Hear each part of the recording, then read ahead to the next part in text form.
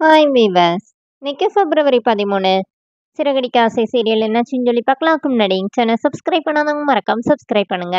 இன்னைக்கு என்ன அப்படின்னு சொல்லி பார்த்தீங்கன்னா, இங்க வந்து ரோகிணி வந்து காசுக்காக அவங்க அம்மா கிட்ட வந்து வர சொல்லியிருக்காங்களா. இங்க என்ன ஆகுதுன்னா, வித்யா கிட்ட வந்து முருகன் வந்து மொபைல குடுத்துட்டு போனோனே, இப்ப அவர் என்ன வித்யா என்ன பண்றாங்கன்னா, மீனாக்கு கால் பண்ணி சொல்றாங்க இந்த மாரி, "நீங்க சொன்ன மாரி நான் அவர்கிட்ட மொபைல் கேட்டேன். அவர் 1 நாள் என்ன 1 மாசம் வச்சுக்கோங்க.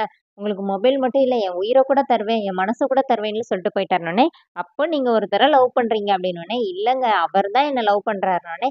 சரி, இனி அடுத்து என்னங்க பண்றதுன்னோனே, இப்போ மீனா என்ன சொல்றாங்கன்னா, நாளைக்கு அவர்கிட்ட உங்க அந்த மொபைல திருப்பி குடுத்துருங்கன்னோனே, ஒரு வேள வராட்டின்னோனே, அடுத்த நாள் குடுங்க அப்படின்னு சொல்லிட்டு, குடுத்துட்டு உங்களோட மொபைல் நம்பர அவர்கிட்ட குடுத்துட்டு வாங்க. அப்புறமா கொஞ்சம் பேசி பாருங்கன்னோனே, "ஓ! பழகி பாருங்கன்னு சொல்றீங்க அப்படிதானேன்னோனே." "ஆமா" அப்படின்னோனே, அதுக்குள்ள இவங்க பேசிட்டு வைக்கவும் ரோஹிணியோட அம்மா வந்துடுறாங்க.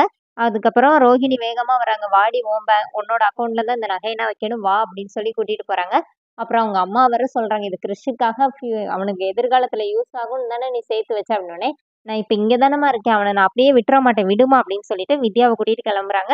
இங்க ஷோரூம்ல என்ன ஆகுதுன்னா, மனோஜ் கிட்ட வந்து உடனே அமௌண்ட் தாங்க, இல்லாட்டி நாங்க சீல் வச்சுருவோம் அப்படிங்கிற மாரி வந்து சொல்லிட்டு இருக்கிறாங்க. அதுக்குள்ள ரோஹிணி வந்து செக்கெல்லாம் எழுதி குடுத்துடுறாங்க. அப்புறமா செக் பவுன்ஸ் ஆயிடுமா, என்ன ஏதுன்லாம் அவங்க கேட்டுட்டு கிளம்பிடுறாங்க. இப்போ அப்படியே மனோஜ் வந்து எமோஷனல் ஆகி ரோஹிணியோட கைய பிடிச்சு ரொம்ப தேங்க்ஸ்ன்னோனே, "இது எப்படி காசு ரெடி பண்ணேன்னோனே", "கடன் தான் வாங்கினேன். எப்பவும் கடன் வாங்குனா என்ன திட்டுறல்ல.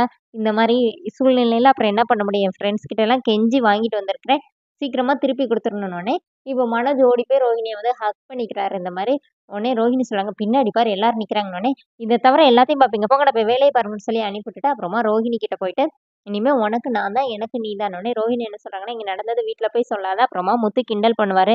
அதுவும் இல்லாம ஆன்டி கூட தெரிய வேணாம்" அப்படின்னோனே, இப்போ ஒரு மனோஜ் அம்மாவுக்கு மாட்டோனே, "அப்புறம் உன்ன தான் திட்டுவாங்க. உன் நல்லதுக்கு தான் சொல்றேன். அப்புறம் நீ என்னைய மாட்டி விட்டுட்டு நீ போயிருவேன்னோனே", "இல்ல ரோஹிணி, இனிமே நான் எதுவுமே சொல்ல மாட்டேன். இனிமே உனக்கு நான் தான், எனக்கு நீ தான். நம்ம 2 பேருமே எதுவா இருந்தாலும் பார்த்துக்கலாம்" அப்படின்னோனே, இப்போ ரோஹிணி சிரிக்கிறாங்க.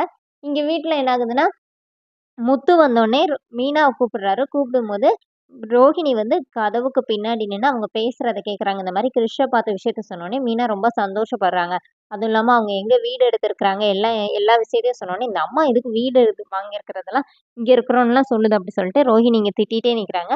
அப்போ பார்த்து கரெக்ட்டா ரவியும், ஸ்ருதியும் வராங்க. அப்புறம் ஸ்ருதி வந்து இந்த மாரி ரவியோட ஹோட்டல்ல நான் போய் சேர்ந்துட்டேன் வேலைக்கு அப்படின்னு சொன்னோனே, இவங்க 2 பேரும் சந்தோஷப்படுறாங்க. பார்லர் அம்மா மனோஜோட கடையில போயிருக்குது. இ இந்த மாரி பலகுரல் வந்து உன்னோட ஹோட்டல்ல வந்து சேர்ந்துருச்சு அப்படின்னோனே, இப்ப முத்துக்கிட்ட வந்து, "நீயும் பேசாம அண்ணியும் உன் கூட எதனாச்சும் ஒரு இதுல சேர்த்துக்கோடா" அப்படின்னோனே, "நான் தான் நாளைக்கு டிரைவிங் ஸ்கூல் ஆரம்பிக்கிறேன்ல, அதுல மீனாவையும் ஒரு பார்ட்னரா சேர்த்துக்கிறேன்" அப்படின்னோனே, சரின்னு சொல்லிட்டு காலையில வந்து எல்லாருமா வந்து அவங்க அண்ணாமலை டிரைவிங் ஸ்கூல் வந்து ஸ்டார்ட் பண்றாங்க. அதுக்கு வந்து விஜயா வச்சு ஆர்த்திலாம் எடுக்க சொல்றாங்க.